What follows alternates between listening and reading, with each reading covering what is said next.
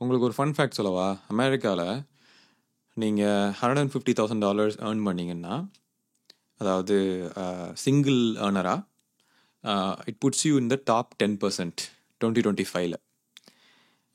House hold இன்கமில் $235,000 earn பண்ணிங்கன்னா you are இந்த டாப் 10%. ஸோ ஹவுஸ் ஹோல்ட் இன்கம்னா ஒரு ஃபேமிலியாக ஏர்ன் பண்ணுறது $235,000 per year. சிங்கிள் ஏர்னர் வந்து $150,000 per year to be in the top 10% in 2025. Okay, ஆக்சுவலாக இந்த வீடியோ வந்து one of the most selfish videos I have done. இது வந்து இந்த மாதிரி நான் பண்ணதும் கிடையாது. இதான் first time. I'm just trying something new here. கண்டிப்பாக இது வந்து ஹை இன்கம் ஃபேமிலிஸ்க்கு வந்து ரொம்ப ரொம்ப ஹெல்ப்ஃபுல்லாக இருக்கும். இன்ஃப்ளேஷன் பற்றி இன்னும் பெட்டர் அண்டர்ஸ்டாண்டிங் உங்களுக்கு இருக்கணுன்றதுக்காக தான் அது மெயினாக அந்த வீடியோவோட பர்பஸ். அண்ட் அஃப்கோர்ஸ் உங்களுக்கு தெரியும், இந்தியன்ஸ், யூஎஸில் இருக்கிற இந்தியன்ஸ் வந்து பார்த்தீங்கன்னா high skilled workers. Okay, so ஆப்வியஸாக வி மேக் குட் மணி. எனக்கு வந்து சில கப்புள்ஸ் எல்லாம் வந்து ஒரு ஹஸ்பண்ட் வந்து 250K, ஒய்ஃப் 250K, ஸோ ரெண்டு பேரும் சேர்ந்து more than $500,000 they bring home per year. கொஞ்சம் வேறு ஸ்டேட்டுக்கெலாம் போனோம் அப்படின்னா I've known couples who bring more than $1 million home per year. So இந்த மாதிரிலாம் இருக்குது. அதனால் வந்து இன் டேர்ம்ஸ் ஆஃப் இந்த இன்ஃப்ளேஷனுக்கு மீதான ஒரு செல்ஃபிஷ் பெர்ஸ்பெக்டிவ் தான் இது, ஏற்கனவே சொன்ன மாதிரி. ஸோ இன்ஃப்ளேஷன்னா முதல்ல என்னன்னு போவோம். ஓகே, நம்மளோட அண்டர்ஸ்டாண்டிங்க்கு வருவோம். இப்போ ஒரு ஆப்பிள் இருக்குது. ஓகே, ஸோ இப்போதைக்கு ஆப்பிள் இப்படி வரைகிறேன், சரியா? இந்த ஆப்பிள் வந்து இப்போ $1 2025 வந்து இந்த ஆப்பிள் $1. 2026 இந்த இதே ஆப்பிளோட விலை வந்து $1.03 இருக்கும். இதுதான் விலைவாசி உயர்வுன்னு சொல்லலாம். ஸோ இதில் வந்து இன்ஃப்ளேஷனோட ரேட் வந்து பார்த்தீங்கன்னா 3%. ஸோ 3% இன்ஃப்ளேஷன் ரேட்டில் ஒரு ஆப்பிள் $1 இருந்த ஆப்பிள் ஒரு 3 சென்ட் ஏறி இருக்கு. இப்போ நீங்கள் வந்து அந்த டாப் 10% நீங்கள் அந்த இன்கம் ஏர்னர்ஸில் நீங்கள் இருந்தீங்க அப்படின்னா, single income 150K, family income 235K. Okay, இப்படி இருந்தீங்கன்னா டாப் 10% இருந்தீங்கன்னா உங்களுக்கு இது ஒரு பெரிய டென்ட்டாக தெரியாது. பட் இந்த ரொம்ப லோ இன்கம் ஃபேமிலிஸ்க்கெல்லாம் வந்து இதுவே ஒரு பெரிய டிஃப்ரென்ஸாக தெரியும். So we have to be aware of that, right? First விஷயம் இதுதான் இன்ஃப்ளேஷன். ஸோ நான் ஏன் 3% சூஸ் பண்ணேன் அப்படின்னா, ஆக்சுவலாக வந்து பார்த்தீங்கன்னா ஒரு ஹெல்த்தி ரேட் ஆஃப் இன்ஃப்ளேஷன் யூஎஸில் வந்து என்ன சொல்கிறாங்கன்னா 2% தான் சொல்கிறாங்க. அதாவது $1 இருக்கிற ஆப்பிள் வந்து அடுத்த வருஷம் $1.02 ஆகிறது தான் வெரி ஹெல்த்தி ரேட் ஆஃப் இன்ஃப்ளேஷனுங்கிறது யூஎஸில். பட் நம்ம வந்து 3% வச்சுக்கிறோம் because it's okay, it is better. கன்சர்வேட்டிவாக போகிறனால ஒரு 1% ஏற்றி வச்சுக்கிறோம், இவ்வளோதான் விஷயம். ஸோ இந்த இன்ஃப்ளேஷன் எப்படி நல்லது அப்படிங்கிற டாபிக்கு வரும். ஃபர்ஸ்ட் ஆஃப் ஆல் முதல்ல வந்து 2-3 விஷயம் நீங்கள் அண்டர்ஸ்டாண்ட் பண்ணிக்கணும். இன்ஃப்ளேஷன் வந்து ஸ்பெண்டிங்கை வந்து என்கரேஜ் பண்ணும் first. See if you're a woman வாட்சிங் திஸ், உங்கள் ஹஸ்பண்ட் கிட்ட வந்து இல்லை உங்கள் லைஃப் பார்ட்னர் கிட்ட இதெல்லாம் நீங்கள் எக்ஸ்பிளைன் பண்ணும்போது நீங்களாக எக்ஸ்பிளைன் பண்ணுற மாதிரி பண்ணுங்கள். நான் சொன்னேன்னு சொல்லாதீங்க. நீங்களாக எக்ஸ்பிளைன் பண்ணுற மாதிரி பண்ணிங்கன்னா ரொம்ப நல்லாயிருக்கும். They will like it, right? Just a tip. ஓகேவா? இப்போ வந்து இது எப்படி ஸ்பெண்டிங் என்கரேஜ் பண்ணணும்னு நான் சொல்கிறேன். பட் நீங்கள் வந்து ஹை இன்கமில் இருக்கிற அசம்ஷனில் நம்ம பேசிகிட்டு இருக்கனால நீங்கள் வந்து ஒரு இன்வெஸ்டராகவும் மற்றவங்க வந்து ஸ்பெண்டராகவும் இதை பார்க்கணும். This maths this video extremely selfish. But உங்களுக்கு புரியணுங்கிறதுக்காக நான் அதை சொல்கிறேன். ஓகேவா? ஸோ இப்போ என்னென்னா, ஒரு ஆப்பிள் கடை இருக்குது. ஸோ இது ஒரு ஆப்பிள் ஷாப்னு வச்சுக்கலாமா? ஆப்பிள் ஸ்டோர்னால் நான் லிட்டரலாக அந்த ஃபோன் ஆப்பிள் சொல்லலை, ஆப்பிள் ஷாப். ஓகே, இந்த ஃப்ரூட் ஆப்பிள் தான் சொல்கிறேன். ஸோ இந்த ஆப்பிள் கடையில் வந்து பார்த்தீங்கன்னா ஒரு ஆப்பிள் வந்து $1. நம்ம அந்த கேட்டகரியை வச்சுக்கலாம். ஒரு ஆப்பிள் $1 சொல்கிறாங்க. இப்போது நாளைக்கு இன்ஃப்ளேஷனோட ரூல் படி என்னது? இன்ஃப்ளேஷன்னா ப்ரைஸ் ஏறும் இல்லையா? ஸோ நாளைக்கே வந்து இந்த ஆப்பிளோட விலை வந்து $1லேருந்து $5 ஆயிரும். இன்ஃப்ளேஷன் படி $5 பர் ஆப்பிள் ஆயிடும். அப்படின்னா நிறையா மக்கள் என்ன பண்ணுவாங்கன்னா இன்றைக்கே போய் இதை வாங்கிடுவாங்க. இதை நான் வந்து கொஞ்சம் எக்ஸாஜுரேட் பண்ணி தான் சொல்கிறேன் வேணும்ன்ட்டு. இன்றைக்கே போய் சில இந்த இந்த ஆப்பிள்ஸ் எல்லாம் போய் நிறைய பேர் வந்து வாங்கிடுவாங்க. இந்த $1 சரி நம்ம வாங்கிடலாம்னு சொல்லிட்டு நிறைய பேர் இதை just start spending money. So இது ஸ்பெண்டிங்கை என்கரேஜ் பண்ணுறதுனால நிறைய பேரால் வந்து கேஷை ஹோல்டு பண்ண முடியாது. ஸோ நிறைய கேள்விப்பட்டிருப்பீங்களா? இப்போது நீங்கள் யூஎஸ் வரதுக்கு முன்னாடியே வந்து உங்களுக்கு நிறைய பேர் சொல்லியிருப்பாங்க, இந்த மாதிரி அமெரிக்காவில் வந்து காசே சேர்த்து வைக்க முடியாதான், இந்த மாதிரி வந்து எல்லா செலவு வர்ற காசெல்லாம் வந்து ஸ்பெண்ட் ஆயிருமாமா, கரெக்டாக இருக்குமாமான்லாம். இட் இஸ் ஆக்சுவலி என்னென்னா, மணியை வந்து நிறைய பேர் சேர்த்து வைக்க என்ன ஆகும், பதுக்க என்ன ஆகும்னா இன்ஃப்ளேஷன் ஜாஸ்தி ஆகிட்டே தான் போகும். எதுக்குன்னா அந்த பணத்தெல்லாம் வெளியே கொண்டு வர்றதுக்கு என்கரேஜ் பண்ணுறதுக்கு. ஸோ என்ன ஆகுனா, இன்றைக்கி சம்பாதிச்ச பணத்தை இன்றைக்கே ஸ்பெண்ட் பண்ணிட்டா எல்லாமே வந்து கம்மி காசில் இருக்குங்கிறது இதோட ஐடியா. ஸோ நாளைக்கு நான் ஸ்பெண்ட் பண்ணேன் அப்படின்னா அது $5 ஆயிரும். அதுக்கு நான் இன்றைக்கே அந்த ஆப்பில் போய் வாங்கி இன்றைக்கே சாப்பிட்றணும் அப்படிங்கிறது தான் அந்த ஸ்பெண்டிங்கோட இது இன்ஃப்ளேஷனோட ஒரிஜினல் ஸ்ட்ராட்டஜி. அதனால் it encourages spending which means people are not saving மணியை சேவே பண்ண முடியாது.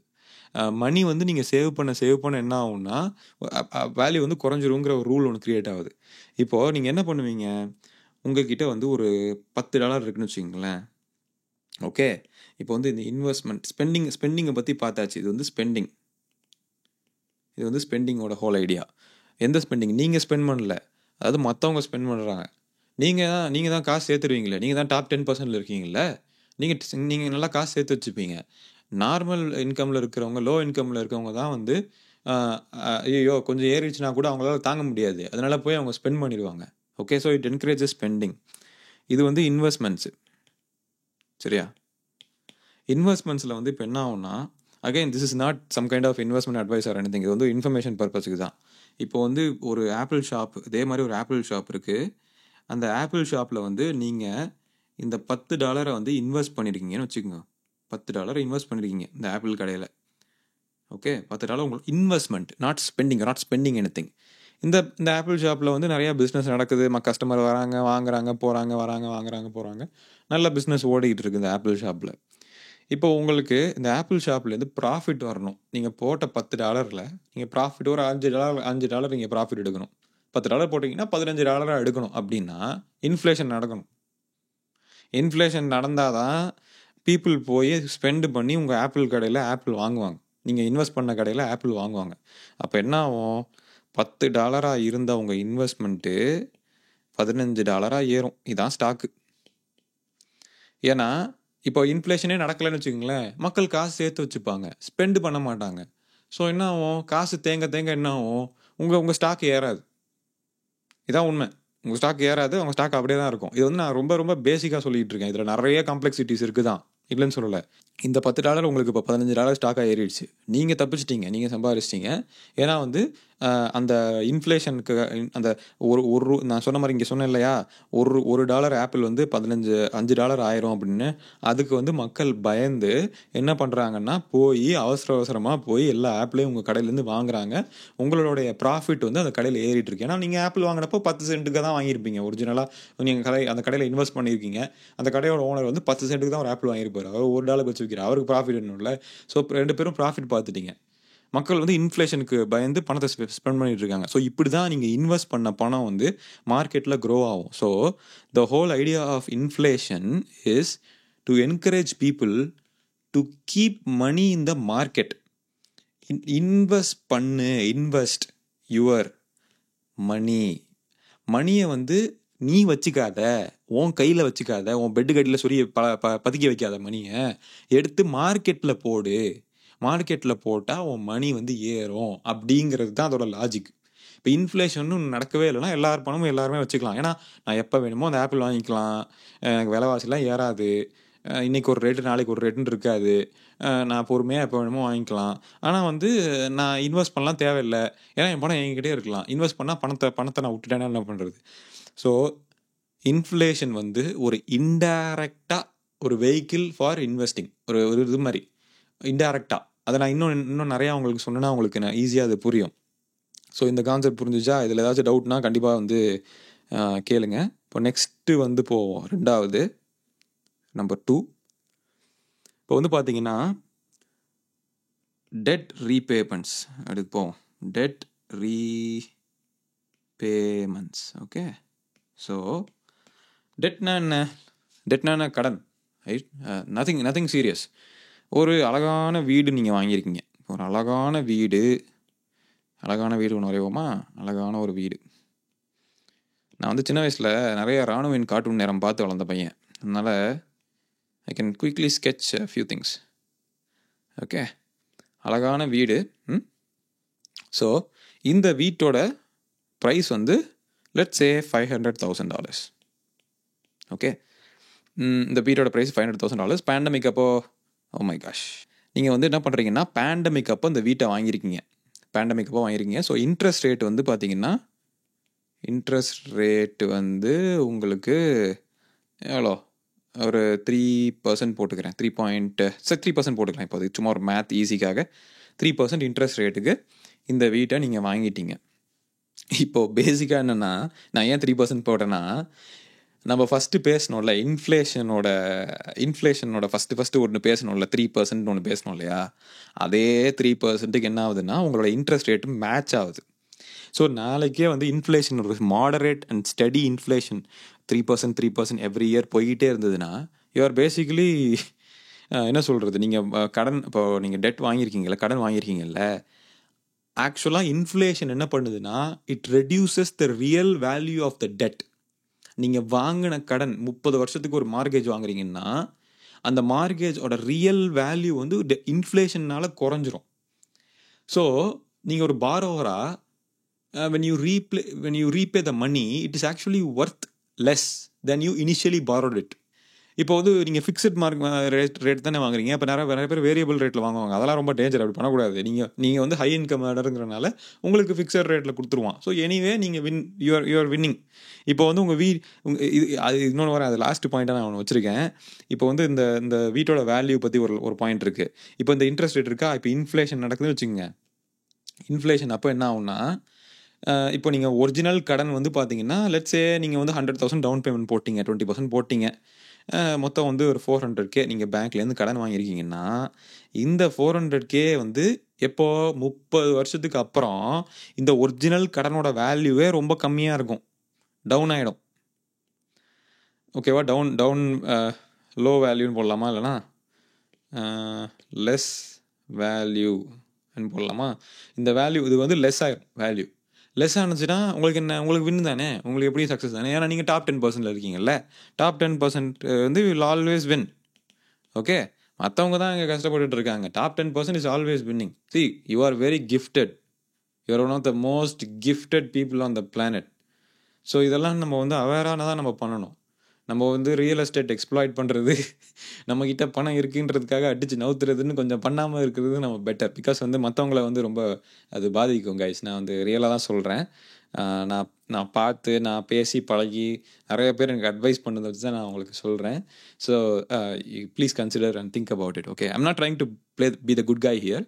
I'm just trying to give you a full picture of what's going on. இப்போ வந்து இந்த டாப் 10% இருக்கவங்க இந்த மாதிரி ஒரு செட்டப்பில் நீங்கள் கடன் வாங்கும்போது உங்களோட கடன் வந்து ஃப்யூச்சரில் கம்மியாகும் because of inflation. Especially conventional loans, fixed rate மார்கேஜில் வாங்கும்போது. ஓகே, இது ஒன்று. ரெண்டாவது, அடுத்தது வந்து மூணாவது என்னென்னா உங்களுடைய வேஜ். சரியா? இப்போ நீங்கள் ஆல்ரெடி நீங்கள் யார்? You are a top 10%, okay, சம்பாதிக்கிற, சேலரி வாங்குகிற ஹை ஸ்கில்டு ஒர்க்கர். சொல்லவே வேண்டாம். ஹை ஸ்கில்டு ஒர்க்கர்னால் என்ன தெரியுமா? த மோஸ்ட் டிமாண்டட் ஒர்க்கர் அப்படின்னு அர்த்தம். அதாவது நீங்கள் வந்து ஒரு செல்லக்குட்டி அப்படின்னு அர்த்தம் யூஎஸ்க்கு. ஸோ இப்போ உங்களோட வேஜ் வந்து ஒரு $250,000 இருக்குது அப்படின்னா, இந்த வருஷம் உங்களோட வேஜ் வந்து 2025 இவ்வளோ. 2026 நீங்கள் வந்து புதுசாக ஒரு ஜாப் வாங்குறீங்க. அந்த ஜாபில் வந்து உங்களுக்கு 500,000 கொடுக்குறான். ஓ மை காட், 500,000 எல்லாம் சேர்த்து, ஸ்டாக்ஸ், போனஸ் எல்லாம் சேர்த்து $500,000 வந்தது. இந்த $500,000 அப்போனா எத்தனை % உங்களுக்கு இன்க்ரீஸு வேஜ்? கிட்டத்தட்ட டபுள். அதாவது 100% வேஜ் இன்க்ரீஸ். கரெக்டா? 3% இன்ஃப்ளேஷன் எங்கே, 100% வேஜ் இன்க்ரீஸ் எங்கே? அதாவது உங்களை எவனுமே அடிச்சுக்கவே முடியாது. உங்களை பீட்டே பண்ண முடியாது. எவ்வளோ எது இன்ஃப்ளேஷன் 10% ஏறினாலும் உங்களால் சமாளிக்க முடியும். இன்ஃப்ளேஷன் 15% ஏறினாலும் உங்களால் சமாளிக்க முடியும். நாளைக்கு இன்னைக்கு ஒரு ஆப்பிள் வாங்குறீங்களா, அந்த ஃபஸ்ட்டு சொன்னேன்ல ஒரு ஆப்பிள், அந்த ஆப்பிள் இருங்க ஆப்பிள் வரைவோம், அந்த ஆப்பிள் நல்லா வரைவோம்ல, அந்த ஆப்பிள் $1 இருந்தாலும் உங்களால் வாங்க முடியும். $15 இருந்தாலும் 15 டைம்ஸ் ப்ரைஸ் இன்க்ரீஸ் ஆனாலும் உங்களால் அந்த ஆப்பில் ஈஸியாக வாங்க முடியும். ஆக்சுவலாக நான் அந்த கணக்கை எப்படி போட்டுருக்கிறோன்னா, இந்த ஆப்பிளோட ப்ரைஸ் வந்து டபுள் ஆகுது அப்படின்னு போட்டிருக்கணும். ஆக்சுவலாக இப்போ $1 இருக்க ஆப்பிள் வந்து $2 ஆகுது அப்படின்னு தான் போட்டிருக்கணும் கணக்குப்படி. பட் நான் வந்து உங்களுக்கு அந்த இதை காட்டுறேன், உங்களோட பையிங் பவரோட கெப்பாசிட்டியை காட்டுறேன். நான் 15 மடங்கு ஏற்றினாலும் உங்களால் வாங்க முடியும். ஏன்னா நீங்கள் அவ்வளோ சேலரி வாங்குறீங்க. ஏன்னா நீங்கள் ஹை ஸ்கில்டு ஒர்க்கர் அப்படிங்கிறதுனால அவங்க என்ன பண்ணுவாங்கன்னா, கம்பெனியில் எப்படியாவது இவனை ரீட்டைன் பண்ணணும் அப்படிங்கிறதுக்காக உங்களுக்கு அப்படியே வாரி வழங்கி தள்ளுவாங்க. உங்களுக்கு அப்படியே அந்த வேஜ் வந்து பயங்கரமாக இன்க்ரீஸ் பண்ணி கொடுப்பாங்க. அது ஒரு ஆக்சுவலாக பார்த்தீங்கன்னா உங்கள் கம்பெனி ஒரு 3% கூட உங்களுக்கு சேலரி ஏற்றலைன்னு வச்சுங்க, அது ஒரு துபாய் ஒரு கம்பெனி நீங்கள் டிசைட் பண்ணிடலாம்.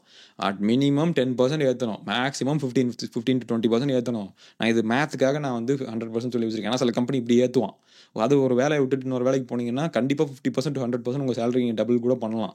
உங்களுக்கு அந்த கெப்பாசிட்டி இருக்குது. பிகாஸ் நீங்கள் ஹை ஸ்கில்டு டாப் 10%ல் வந்துடுறீங்கல்ல. அப்புறம் ஸோ சூப்பரில் உங்களுக்கு எப்படி பார்த்தாலும் உங்களுக்கு வின்னு தானே.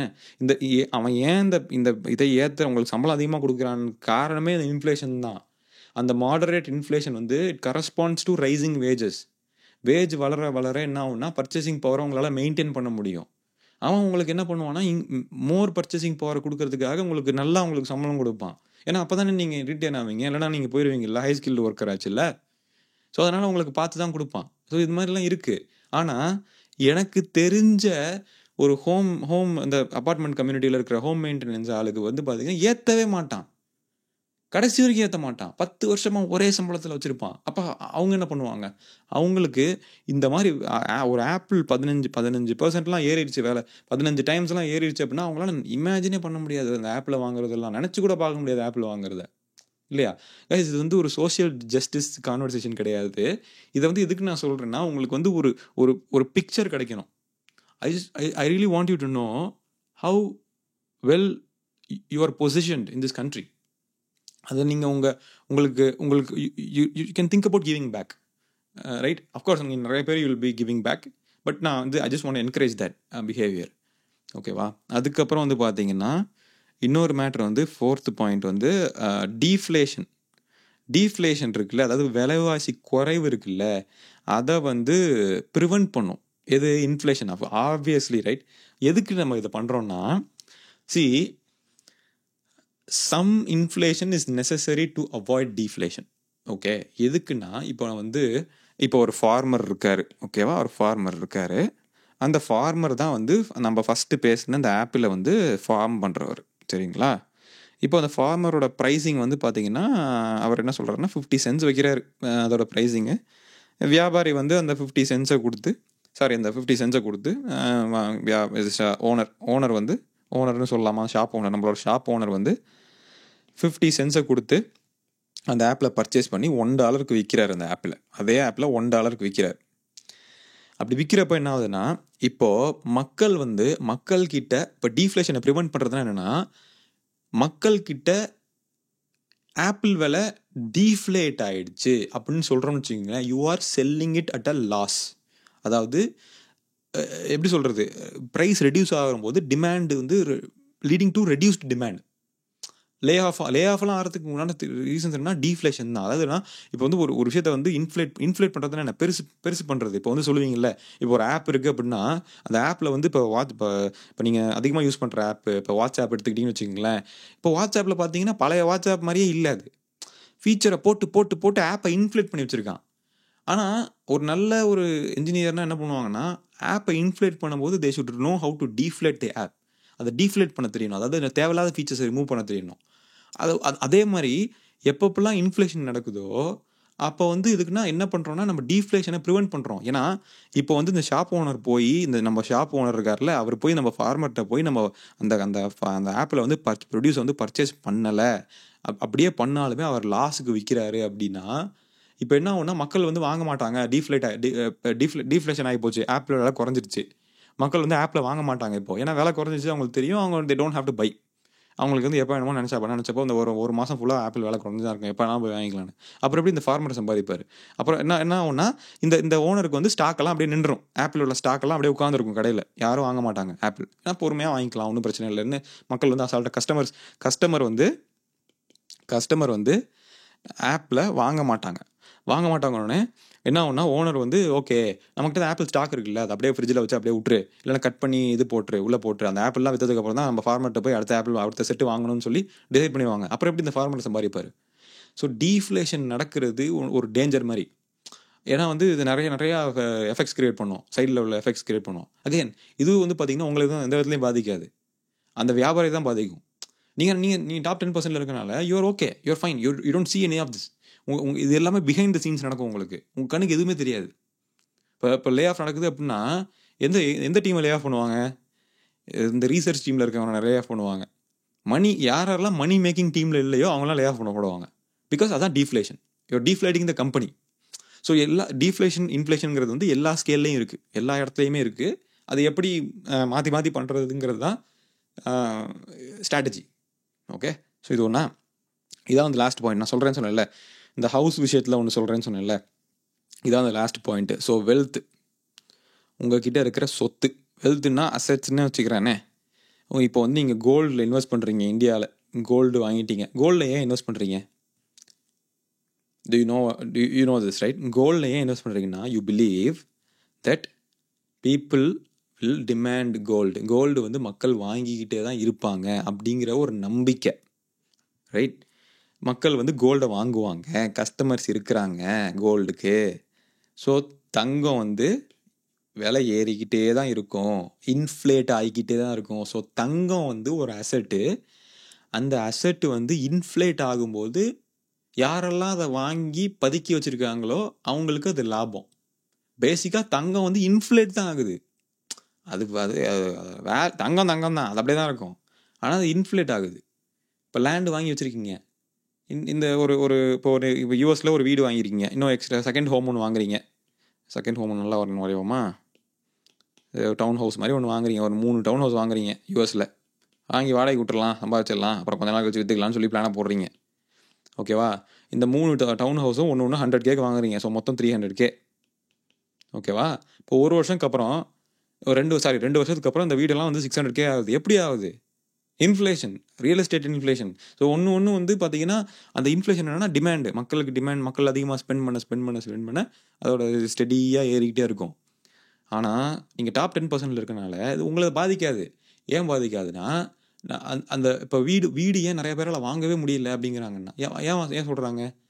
ஏன்னா அதிக பர்ச்சேசிங் பவர் இருக்கவங்களால ஒருத்தன் 300K ஒரு வீட்டை செட் பண்ணுறான் அப்படின்னா உங்களுக்கு பேங்க் லோன் கொடுப்பான். நீங்கள் டாப் 10% இருக்கீங்க, உங்களுக்கு பேங்க் லோன் கொடுப்பான். உடனே நீங்கள் லோன் எடுப்பீங்க, உடனே நீங்கள் வீட்டை வாங்குவீங்க. வீடு பிடிக்கலையா விற்றுட்டு மாற்றிடுவீங்க. இதை உங்களை குற்ற உணர்ச்சியை தூண்டுங்கிறதுக்காகலாம் சொல்லலை நான். You have so much power to do things. அதான் I just want to bring that up. அதுதான் இப்போ இந்த இந்த இந்த இப்போ நீங்கள் வந்து பார்த்தீங்கன்னா, இப்போ நீங்கள் எப்படி வெல்த்தி ஆவீங்க தெரியுமா? இப்போ 300K உங்களுக்கு பர்ச்சேசிங் பவர் இருந்திருக்கு, இதில் 300K சேவிங்ஸே வச்சுருக்கீங்க. சரி சும்மா சேவிங்ஸ் இருக்குது அப்படின்னு சொல்லிட்டு போய் 3 டவுன் ஹவுஸ் வாங்கி வாடகை கூட்டி நல்லா சம்பாரிச்சிட்டு 2 வருஷத்துக்கு அப்புறம் உங்களுக்கு பிடிக்கல, டிஸ்போஸ் பண்ணிடலாம் அப்படின்னு முடிவு பண்ணுறீங்க. அப்போ பார்த்தா 600K இருக்குது. 2 இயர்ஸ் ஆஃப்டர் 2 இயர்ஸ் 600K இருக்குது. ஒரு வீடும் 200K ஆகிடுச்சு. விற்றீங்கன்னா எவ்வளோ லாபம்? 300K லாபம். ஆனால் 300K டேக்ஸு, அந்த கேபிட்டல் கெயின்ஸு 250K வரைக்கும் கேபிட்டல் கெயின்ஸ்லாம் ஃப்ரீ. அதுக்கப்புறம் கேபிட்டல் கெயின்ஸ்லாம் போக உங்களுக்கு வரும் அமௌண்ட், நல்ல அமௌண்ட்டாக வரும். அப்போ டேக்ஸ்லாம் பே பண்ணிவிட்டு எல்லாம் ஜாலியாக இருப்பீங்க. பட் அந்த ரிமைனிங் நீங்கள் டாப் 10% இல்லாமல் இருக்கிறாங்க பார்த்தீங்களா, அவங்களாம் அதில் இமேஜினே பண்ண முடியாது. இந்த சீன் நடக்குதுன்னே அவங்களுக்கு தெரியாது. உங்களுக்கு அந்த பையிங் பவர் இருக்கிறனால உங்களால் அது பண்ண முடியுது, உங்களுக்கு அந்த கெப்பாசிட்டி இருக்குது, உங்களால் அது பண்ண முடியுது. இதுதான் வந்து அந்த அந்த மார்க்கெட்டில் வந்து ஒரு ஸ்ட்ரெயினை போடும். அது 2008 கிராஷ் வந்து எதனால் ஆச்சுன்னு போய் படித்து பாருங்கள். You will understand what I am saying. அதை பற்றி நம்ம வேறு வீடியோவில் வேணால் பேசலாம். Thank you so much for subscribing. And என்னன்னா, இன்ஃப்ளேஷன் வந்து உங்களோட நெட் ஒர்த்தை வந்து இன்க்ரீஸ் பண்ணும். It makes your net worth higher. So எப்படின்னா இப்போ இந்த வீடு வேல்யூ மாதிரி, இந்த கோல்டு வேல்யூ மாதிரி இதெல்லாம் இப்போ யாருமே கோல்டு வாங்கலை, கோல்டோட வேல்யூ எல்லாம் குறைஞ்சி போச்சு அப்படின்னா அவ்வளோதான், முடிஞ்சு போச்சு, உங்கள் இன்வெஸ்ட்மெண்ட் முடிஞ்சிருச்சு கோல்டில். ஏதோ ஒரு நம்பிக்கை, கோல்டு எல்லாம் வாங்குவாங்க, எல்லாம் வாங்கி வாங்கி வைக்கிறாங்களே கோல்டை வீட்டுக்குள்ளே, அது ஒரு நம்பிக்கை, அவ்வளோதான். ஸோ உங்களோட ரியல் வேல்யூ ஆஃப் ஆசட்ஸை அது ஏற்றி உங்களோட ரியல் வேல்யூ ஆஃப் டெட்ஸை வந்து இன்ஃப்ளேஷன் குறைக்குது. நம்ம இந்த 3வது பாயிண்டில் பேசின மாதிரி, சாரி 2வது பாயிண்டில் பேசின மாதிரி, இந்த பாயிண்டில் பேசின மாதிரி டெட்ஸை, ரியல் வேல்யூ ஆஃப் டெட்டை வந்து குறைக்குது. அப்படி இருக்கும்போது it is effectively boosting your wealth, inflation பண்ணுறது. ஓகே, ஸோ இப்போ பார்த்தீங்கன்னா யாரெல்லாம் நீங்கள் பெனிஃபிட் பண்ணுவான்னா, யார் டாப் 10% இருக்காங்களோ அவங்க தான் பெனிஃபிட் பண்ணுவாங்க இதுலேருந்து. வேறு யாரும் பெனிஃபிட் பண்ணுறது வந்து ரொம்ப ரொம்ப எக்கனாமிக்கலி ரொம்ப ரொம்ப பேக்வர்டாக இருக்கவங்களால இதுலேருந்து பெனிஃபிட் பண்ண முடியாது. நிறைய பேர் அஃபெக்ட் தான் ஆவாங்க. இன்னொன்று என்னென்னா, இப்போ வந்து ஒரு சில கேவியாட்ஸ்லாம் இருக்குது. இந்த இன்ஃப்ளேஷன் வந்து மாடரேட்டாக ப்ரெடிக்டபுளாக ஏறணும். இப்போ வருஷம் 3% கண்டிப்பாக ஏறும் அப்படின்னா கண்டிப்பாக வந்து அந்த க்ரோத் வந்து இருந்துகிட்டே இருக்கும் அப்படிங்கிற மாதிரி. இஷ்டத்துக்கு இன்ஃப்ளேஷன் பயங்கரமாக வருஷத்துக்கு 10% 20% ஏறுச்சுன்னா வந்து யாராலையுமே தாக்கு பிடிக்க முடியாது, இன்க்ளூடிங் யூ. ஓகே, அப்புறம் பீப்புள் ஆன் ஒரு ஃபிக்ஸட் இன்கம் இருக்காங்கல்ல, எப்படின்னா உனக்கு 10 வருஷம்ப்பா இதுதான் உனக்கு சேலரி, சேவிங்ஸ் எல்லாம் இல்லாமல் அப்படின்னு இருக்காங்கல்ல, அவங்களுக்குலாம் வந்து பார்த்தீங்கன்னா அது ரொம்பவே டிஃபிகல்ட்டாக இருக்கும். ஒரு காரில் ஒரு ரிப்பேர் இதெல்லாம் வந்துச்சுன்னா வந்து உங்களுக்கு ரொம்ப இஷ்யூவாக இருக்கும், ரொம்ப கஷ்டப்படுவாங்க. ஸோ மாடரேட் இன்ஃப்ளேஷன் சப்போர்ட்ஸ் உங்களோட எக்கனாமிக் க்ரோத்தை வந்து ரொம்ப ரொம்ப சப்போர்ட் பண்ணும். ஸ்பெண்டிங்கை, மற்றவங்களோட ஸ்பெண்டிங்கை இம்ப்ரூவ் பண்ணும். ஓகேவா, உங்களோட டெட்டை வந்து பேர்டனை குறைக்கும். ஓகே, என்னென்னா உங்களை வந்து இன்வெஸ்ட்மெண்ட், உங்கள் மணியை வந்து சும்மா தேக்கி வைக்காமல் மார்க்கெட்டில் போடுறதுக்கு என்கரேஜ் பண்ணும். டீஃப்ளேஷனை ப்ரிவென்ட் பண்ணும். இவ்வளோ பண்ணும். விலைவாசி உயர்வை வந்து நீங்கள் வந்து ரொம்ப பெருசாக நீங்கள் யோசிக்க தேவையில்லை. If you are an Indian who's making money in the dollars. But at the same time கொஞ்சம் அந்த உங்களுக்கு with great power comes great responsibility, right?